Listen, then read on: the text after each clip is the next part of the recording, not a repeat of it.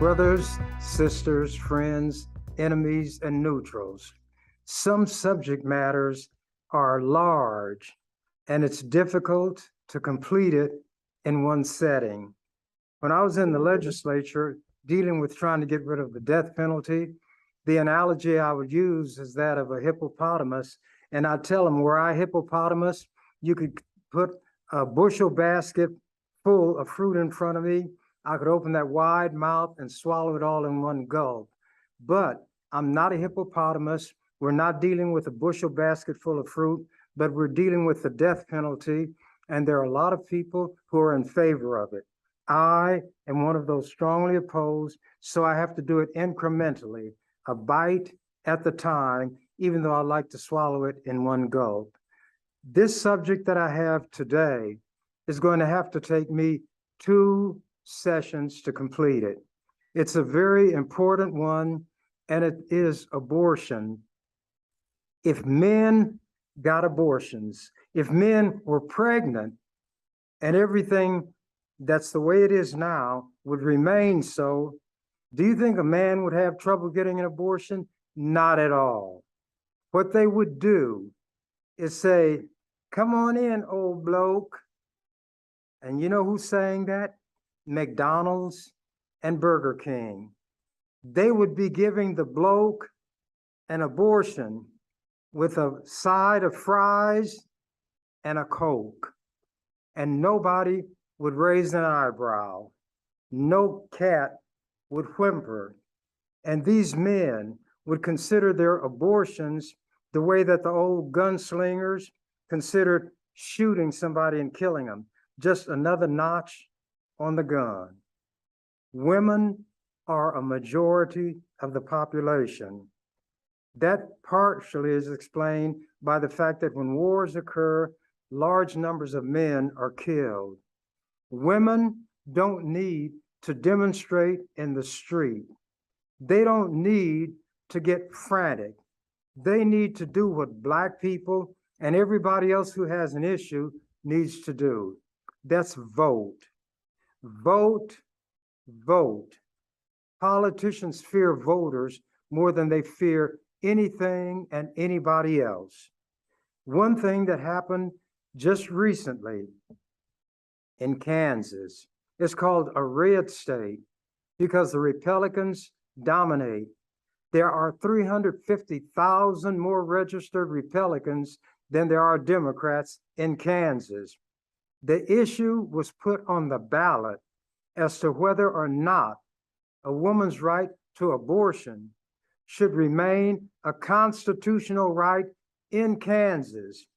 And the people who favor women having the right to take charge of their own bodies and their own future voted to keep that right in place.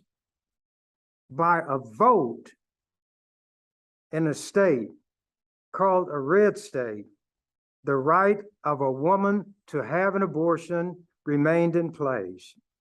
Kansas, of all places. So little Dorothy and the Wizard of Oz could go back to Kansas from the land of Oz, because if she wound up in that family way and didn't want it to be that way, she could go to Kansas and get an abortion. In Utah, they have, through the legislature, put in place one of those bonehead, silly white male bills, along with deluded white women, that would ban abortion in all situations except where the woman might die if there is not one. Fortunately, under the Biden administration, the Justice Department filed an action in federal court to strike that law down as violating the federal law. The federal law protects women's right more than the U.S. Supreme Court, where the racist, anti-women dominate, and I might add Catholics. What people don't realize is Catholics are the largest single religion in this country. There are not more Catholics than all other religions put together, but there are more Catholics than in any other religion. And right now, the Catholic doctrine, to a great extent on some issues, is driving the Supreme Court. There was a guy who took the name Mr. Dooley, and he wrote political satire and commentary many years ago. And he said he could not say whether the flag followed the Constitution, but he could say that the Supreme Court follows the election returns. And that's what this Supreme Court has done. And one of the biggest jackasses on there is Clarence Thomas, a handkerchief head Uncle Tom. And worse. What am I getting to? That women are protected to a greater extent by the federal government than by the U.S. Supreme Court. The argument made by the Justice Department is that federal law requires hospitals to provide the care a woman needs for her health, and not only when death might result if she doesn't get that help. So a woman having an abortion in Utah would be protected to a greater extent by what the U.S. Justice Department is doing than what the legislature in Utah has done and the simple-minded people in Utah have tolerated. I love women. I was born in bed with a woman. What right does some man or simple-minded woman have to dictate what another woman is going to do in the most personal area of her life? They're meddlesome. They're like the Puritans. They came from England to worship in their own way and make others do the same. I am going to read something from the Bible. I can find a biblical verse, I've told people, for everything. So in this case, I am going to spend some time giving my background through articles and other commentary in the newspaper. Will it be like boasting? Of course. But as I say, it's a poor car that won't toot its own horn. But let me, since people pretend to be Christians, or maybe Christians are the vicious people that history has shown, the Catholics who burn people alive at the stake. There's a woman called Joan of Arc who is a saint. The Catholic politicians in those days didn't like what she was doing, so they had her proclaimed a witch. They took all this wood and piled it up. They took this woman and tied her to the stake up and down, and then they lit the fire. And imagine what that would be like. Have you ever picked up a hot pot and you could let it go right away? Taking a sip of coffee that was hotter than you thought, out it goes. But have you ever thought of somebody taking your hand and putting it against the side of a red hot stove and holding it there? Take an electric stove where the eyes simply light up, no flame is in a gas stove, and put your hand on there and turn it up to the highest level where every circle is red, and hold your hand on it. The sizzling, the smoke, the stench of burning flesh. Imagine a woman being placed in that situation with the piles of wood, and the Christians, the Catholics, the Pope, the bishops, the archbishops, the priests, the nuns, the brothers, the deacons, all of them went for it in their official capacity, but there were Catholics opposed to it, and because they opposed that, they wound up at the stake themselves. They lit the fire, and amid this woman's screams, the smell of burning flesh, the smoke, her hair caught fire, and the Catholics got their jollies watching a woman burn to a crisp. That's Christianity. So I don't ever want to be mistaken for, blamed for, as, and insulted by being called a Christian. But let me read what a Christian wrote. He's considered the greatest of apostles, Paul. And this is from the Bible, the King James Version. 2 Corinthians, the 11th chapter, 16th verse. I say again, let no man think me a fool. If otherwise, yet as a fool receive me, that I may boast myself a little. That which I speak it not after the Lord, but as it were foolishly in this confidence of boasting. Seeing that many glory after the flesh, I will glory also. For ye suffer fools gladly, seeing ye yourselves are wise. For ye suffer, if a man bring you into bondage, if a man devour you, if a man take of you, if a man exalt himself, if a man smite you on the face, you suffer that. I speak as concerning reproach, as though we had been weak. Howbeit, whensoever any is bold, I speak foolishly. I am bold also. Are they Hebrews? So am I. Are they Israelites? So am I. Are they the seed of Abraham? So am I. Are they ministers of Christ? I speak as a fool. I am more. In labors, more abundant. In stripes, that means lashes, above measure. In prisons, more frequent. In deaths, often. Of the Jews, 5 times received I 40 lashes, save one. 39 were the ones they give. They had the cat o' 9 tails, or this whip that had 3 prongs, and you got 13 of those, which gave you 39, or they might actually hit you 39 times. Of the Jews, 5 times received I 40 stripes, save one. Thrice, that means 3 times, was I beaten with rods. Once was I stoned. Thrice I suffered shipwreck. A night and a day I have been in the deep. In journeyings often, in perils of waters, in perils of robbers, in perils by mine own countrymen, in perils by the heathen, in perils in the city, in perils in the wilderness, in perils in the sea, in perils among false brethren, in weariness and painfulness, in watchings often, in hunger and thirst, in fastings often, in cold and nakedness. Besides those things that are without, that which cometh upon me daily, the care of all the churches. Who is weak, and I am not weak? Who is offended, and I burn not?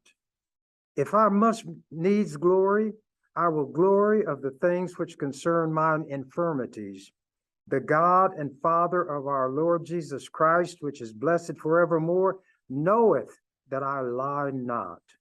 In Damascus, the governor under Aretas, the king, kept the city of the Damascenes with a garrison, desirous to apprehend me. And through a window and a basket was I let down by the wall and escaped his hands. Paul said he was going to boast, and he boasted. And one other time he talked about the Hebrew of Hebrews. He sat at the feet of Gamaliel, the greatest rabbi of all time. But anyway, let me boast through the newspapers. This is dated June 3rd, 2001.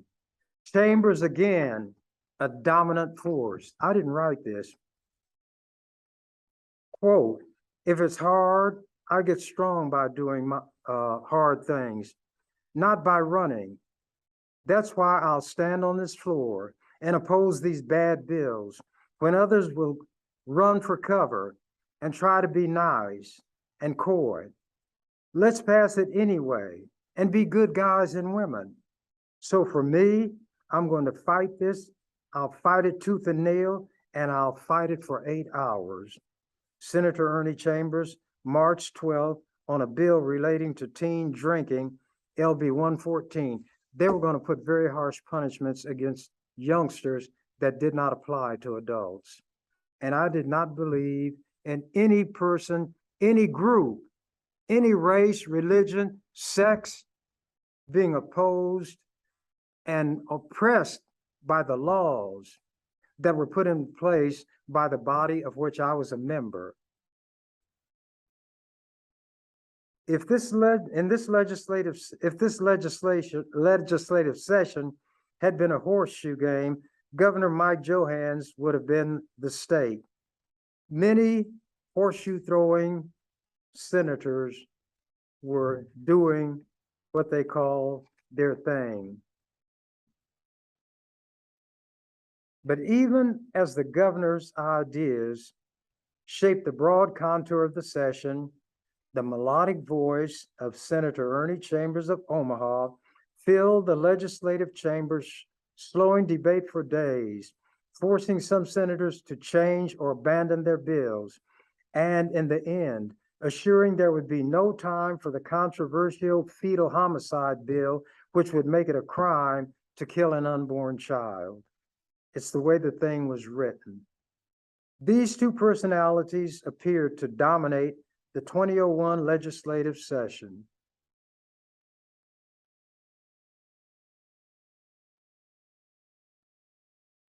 Let me find my place.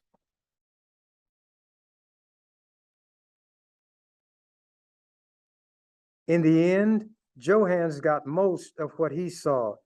Senators approved all but one of his more than a dozen major proposals. The Appropriations Committee followed the governor's lead on much of the mainline budget.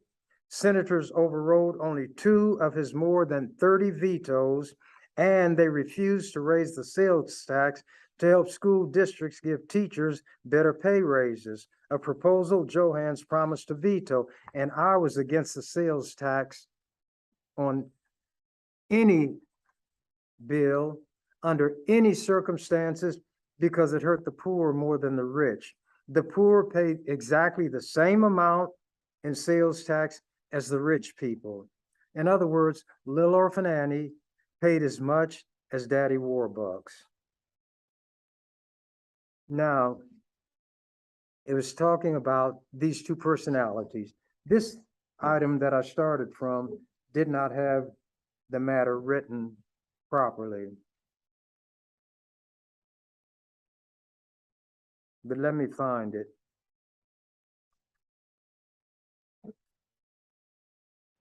I'm going to reread something that I read earlier. Even I make mistakes, but I make mine in public.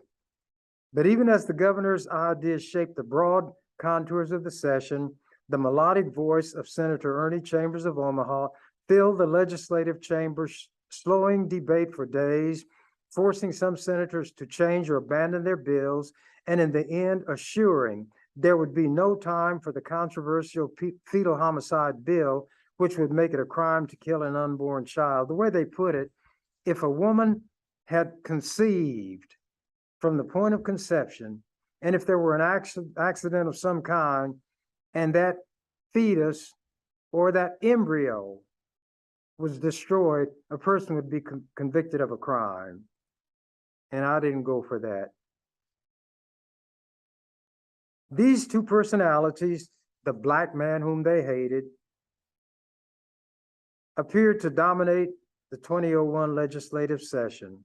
A tenacious governor with a congenial way and 2 years' experience under his belt, and the clever senior senator, a master of the rules, a seasoned observer of human behavior, and a skillful orator.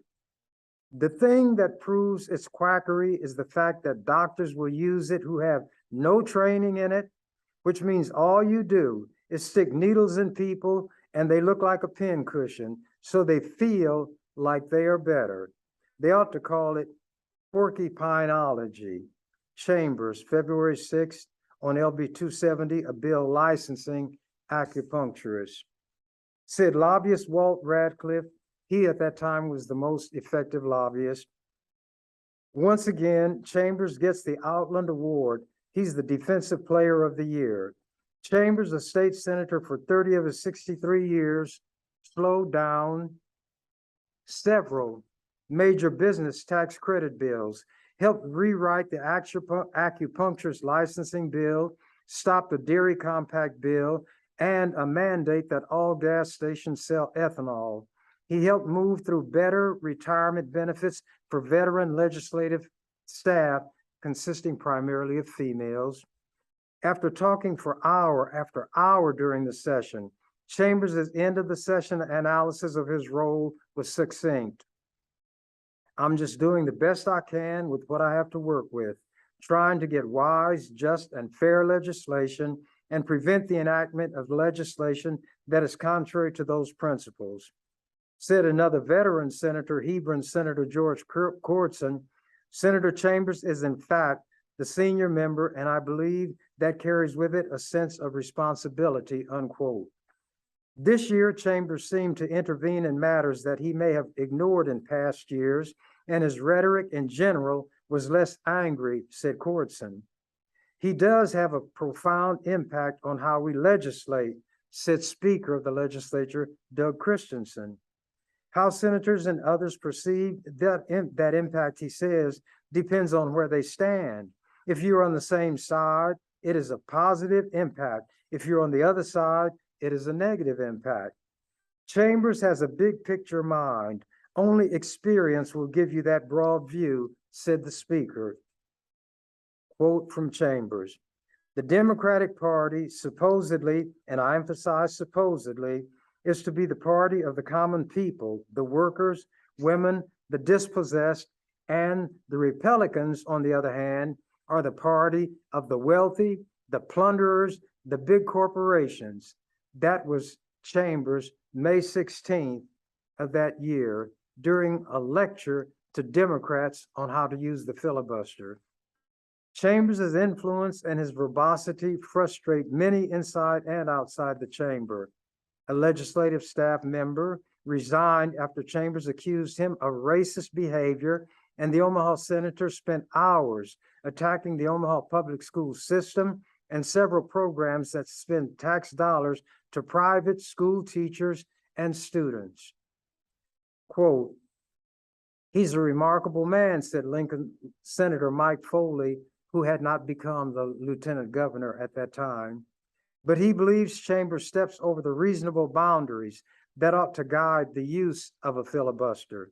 Quote, there's a need to take a look at the rules and see if we can't revise them so that we can get more done for the good of Nebraskans, he said. In other words, this black man under our rules outsmarts us, so we have to change our rules to catch him because we can't use our own rules as well as he can. Continue.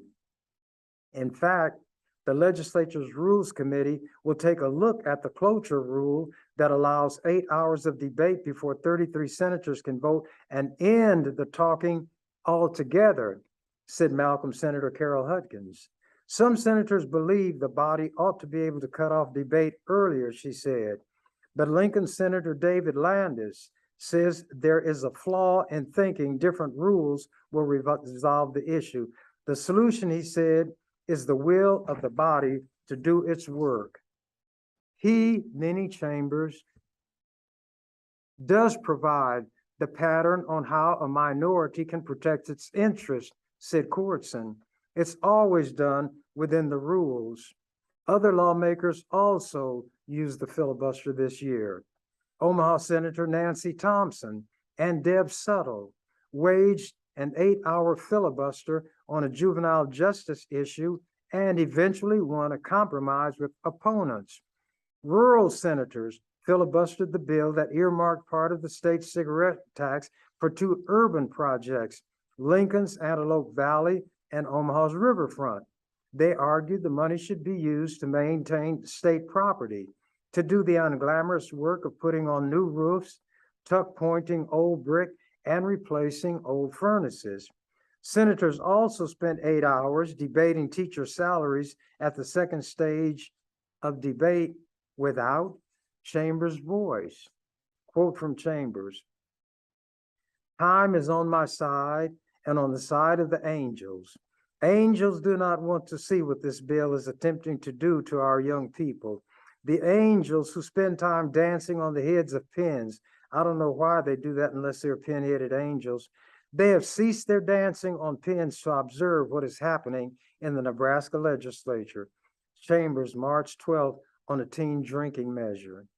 All those senators accomplished much, building a $5.5 billion budget, working through thorny redistricting issues without much open warfare, and passing more than 200 calls. There was little innovation and no crises. This was a session of manufactured or planned issues. There was no outside crisis that people had to respond to, said veteran lobbyist Walt Radcliffe. Events did not define the agenda. People formed the agenda, he said. Omaha Senator Kermit Bashir shared this opinion, quote, "This has been a session of small, large issues.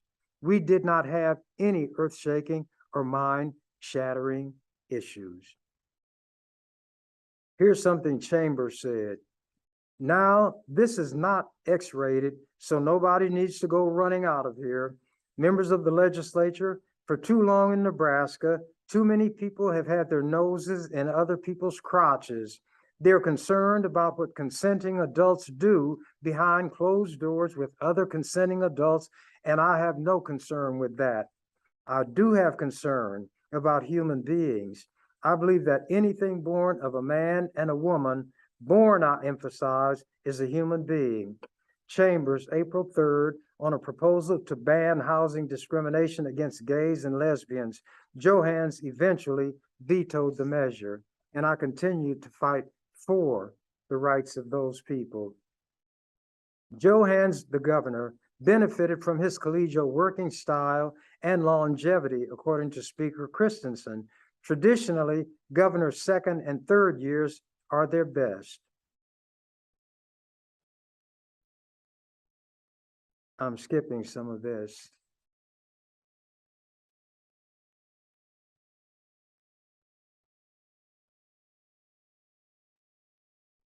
Oh, talking about the governor's accomplishments, the governor's getting a little credit here.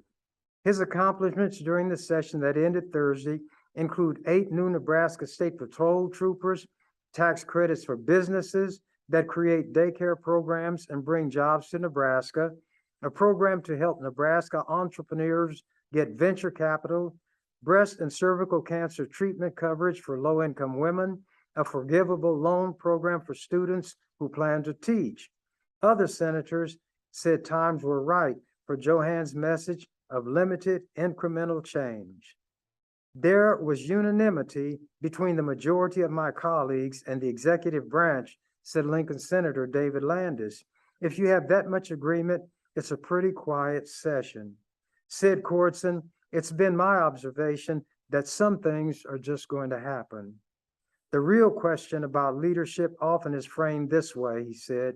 Is the person ahead of the mob a leader or being chased? This is my quote. The king cobra does not waste venom on dead things. Chambers, April 5th, on why he did not speak much on a bill that would prohibit the University of Nebraska from using fetal tissue in research. Now I'm getting to the issue of abortion. A letter was written to me by a firm that was opposed to a bad abortion bill. Dear Senator Chambers, I'm writing this letter of appreciation together with Simon Heller. I think what I'm going to do is take this up during the second portion or the next session that I take so that I won't have to rush through it. I will spend a little more time on what I was speaking of here in terms of my own activities. I have always, once I began to think for myself, done what I believe was right for me to do. And even on that, I have a quote from Paul the Imposter. He said words to the effect, and I'm paraphrasing, When I was a child, I thought as a child, I spoke as a child, I believed as a child, I behaved as a child. But when I became a man, I put away childish things. There were many things in the religion of the brand presented in the church of which I was a member called the Church of God in Christ, I-N. Some people who are not familiar with that church call it the Church of God and Christ. It is the word in, God in Christ, which shows how little regard people have for that particular denomination because they didn't take time to even find the name of it. But many people in that church were older. They couldn't read. They pretended that they could. And they would hear something quoted or read, and they wouldn't get it right. One person, he was a traveling evangelist. They go around the country trying to make living, hustling these churches who believe anything somebody from another state will come and give them. They're so flattered that somebody from someplace else came to talk to them. He said, the Bible talks about the time coming when men gonna be running around here in their underwear, dragging out these crazy women and taking them off and doing bad things to them. The Bible didn't say they will come in their underwear or take women out in their underwear. It said they will enter windows at night, leading away foolish women unawares, tricking them. There was a person who was a minister, and he couldn't read, so he would have to approximate words. There's a book in the Bible as I say, it is Colossians. There's a place called Colossus, and the people who lived there were Colossians. He had never read the word because he couldn't, and the closest word he could think of was galoshes. So he was going to preach a sermon, and he said, my subject comes from galoshes, and he gave the verse, and it was all the people could do who knew how to read, keep from falling to the floor and gales of laughter. If you don't know something, don't pretend you know, because your ignorance will find you out. I've told you all this before, a lot of hypocrites in these churches. So this one guy came. Now, not only was he a traveling evangelist, but he wore a black robe and it had a red inner lining. And sometimes he would throw his collar back so they could see it was red. And he could speak the king's English the way the king would speak it. And he even mispronounced English if the Bible mispronounced it. And in talking about David killing Goliath, the Bible said that David took this stone and slang it, S-L-A-N-G. Slang is a word that relates to very colloquial speech, but he's slang it. But anyway, this preacher said, God can do whatever he wants to do with the king's English. Well, God didn't speak English.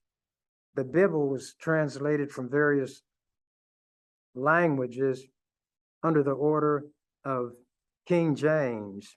And that's when the King James Version came into being. And they had various scholars. Some of them were drunks. Some of them were adulterers.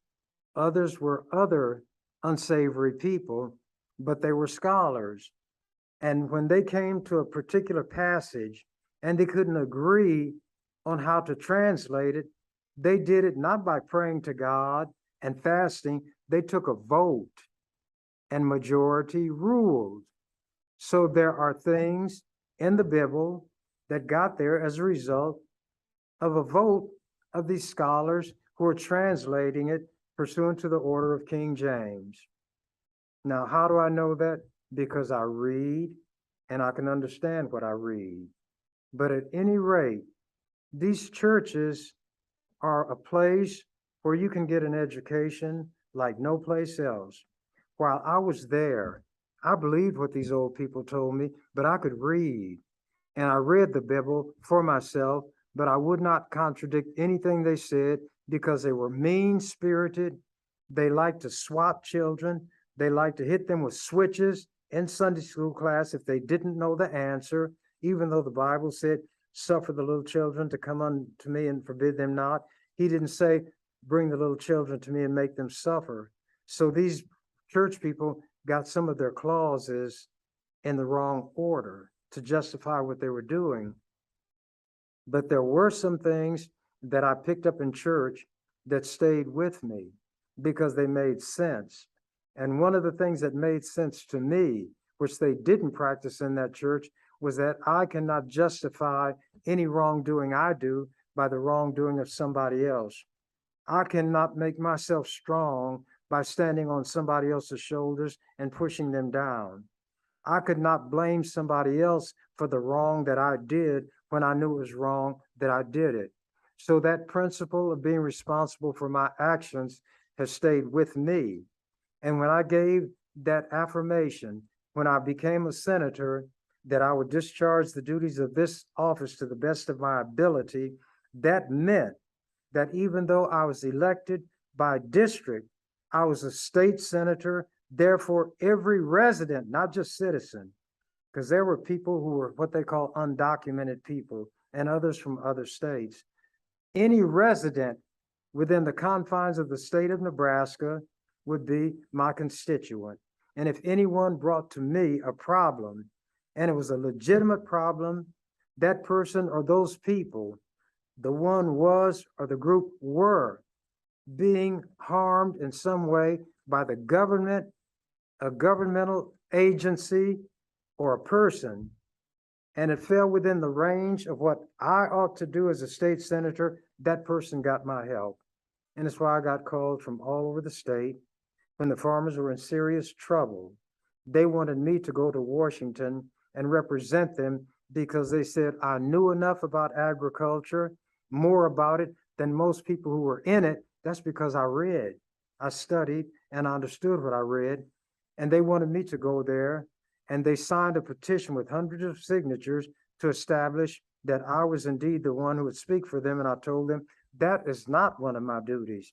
You have to get one of your own to do that. And the general consensus was, but none of our own know agriculture like you do.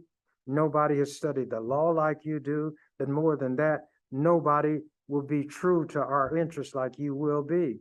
I said, well, be that as it may, I won't do it. You're going to have to call your representatives to account. Call those you voted for to account. But those that you voted for who are not taking care of your interests, as well as I take care of your interests, are doing things to harm the people who sent me down here. If I would tolerate it, they would lash me with a whip. And if it weren't for the federal government, they would still be putting on pillowcases, bed sheets, and carrying an American flag and torches and lynching us and burning us alive in a Christian ceremony. Those are the things I would give back to these people. And I told them, put the pressure on those who represent you to do what you say that you believe I would do for you. When if I was going to conduct myself in the way your representatives do, I would tell you every time you come to me, go to Senator so-and-so, or to all of you, go to the white senators. You have 48 of them, and you're going to come to the one black man. Then you're going to try to make me feel like it's my obligation to do these things because I know more than the others, or I will stand up more firmly than the others. That is not my responsibility. And that's when I tell them, you white people. And they say, we don't like to be referred to that way. I say, why? Are you not white people? They say, but when you say you white people, I say, then what you have done is just explain to yourself why we as black people don't like to be referred to by white people as you people. And you don't want to believe that a shoe pinches until it's on your foot. pinching your foot. You don't want to believe that a child can go to bed hungry because his parents have not enough money to purchase food until you lost your job and now your children are hungry. And who do you go to? The black man that you hate. And I think that you hate him more for being better than what your representatives are than for being black. But as long as I'm black and my hair is going to turn gray, and you can see I've kept that oath, it's not an oath, that declaration, I remain black, and I know my skin is not black as black is viewed, but I make these white people sit up and take notice when I say, yeah, I'm black, and were I blacker, I could be prouder. They couldn't make me ashamed of what I am or embarrass me. And I tell them the Muslims got it right when they call Chambers my slave name. There are no Chamberses in Africa, but there were slaveholders with that name.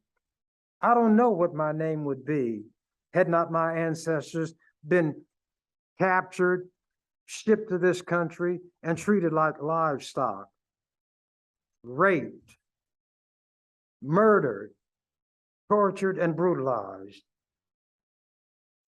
And then I would tell them that the Muslims, because they didn't know their real name, as I don't know mine, would substitute the letter X, which stood for unknown. And that's how Malcolm Little became Malcolm X. And then later Malik el-Shabazz, after he'd gone to Saudi Arabia, to Mecca.